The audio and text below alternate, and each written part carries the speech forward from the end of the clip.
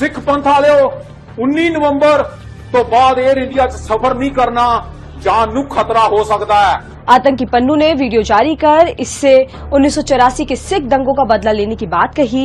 उसने लोगों को एयर इंडिया में सफर न करने की सलाह दी है। पन्नू की धमकी ने 40 साल पुराने कनिष्क विमान हादसे की याद ताजा कर दी है, जब खालिस्तानियों ने एयर इंडिया का प्लेन हवा में उड़ा दिया था, जिसमें 329 लोग मारे गए थे। 40 साल पुराने उसी प्लेन हादसे की कहानी जानते हैं। 23 जून 1985 एयर इंडिया की फ्लाइट कनिष्क ने मॉन्ट्रियल से लंदन होते हुए भारत के लिए उड़ान भरी। प्लेन में 307 यात्रियों समेत 22 क्रू मेंबर मौजूद थे। फ्लाइट 31,000 फीट की ऊंचाई पर उड़ान भर रही थी, तभी फ्लाइट में एक जोरदार ब्लास्ट हुआ। ये ब्लास्ट किसी आम बम से 5 गुना ज्यादा ताकतवर था। ये विस्फोट कॉकपिट के पास वाले कार्गो एरिया में हुआ, जिससे विमान के पिछले और अगले हिस्से में दरारें आ गई और बीच में एक बड़ा गड्ढा हो गया। कुछ ही देर में उस गड्ढे से सामान और लोग बाहर गिरने लगे। ऑक्सीजन की कमी से कई लोगों की हवा में ही मौत हो गई थी। विमान समुद्र में डूबकर 6,700 फीट की गहराई में समा गया।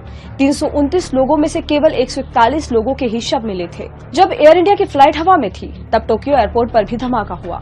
इस बम के जरिए एक दूसरी बैंकॉक जाती एयर इंडिया फ्लाइट में धमाके की साजिश थी, मगर बम वक्त से पहले ही फट गया था। जांच में सामने आया कि इन धमाकों के पीछे कनाडा में रहने वाले खालिस्तानियों का हाथ है।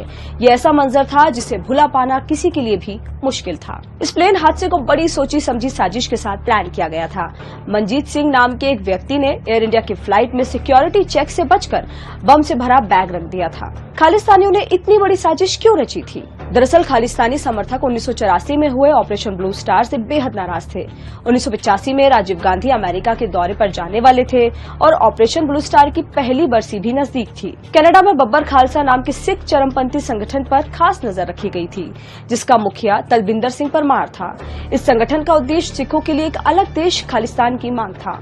ऑपरेशन ब्लू स्टार और सिख दंगों के बाद भड़के बब्बर खालसा ने एयर इंडिया की फ्लाइट को निशाना बनाने की चेतावनी दी थी, लेकिन कनाडाई पुलिस ने इसे गंभीरता से नहीं लिया, जिसका नतीजा रहा कि 23 जून 1985 को एयर इंडिया की फ्लाइट कनिष्क को हवा में ही उड़ा दिया गया था। कनिष्क प्लेन हादसे के बाद खालिस्तानी चरमपंथियों ने ये थ्योरी भी दी कि परमार भारत का खुफिया एजेंट था, जिसने खालिस्तान आंदोलन की छवि खराब करने के लिए ये पूरी साजिश रची थी।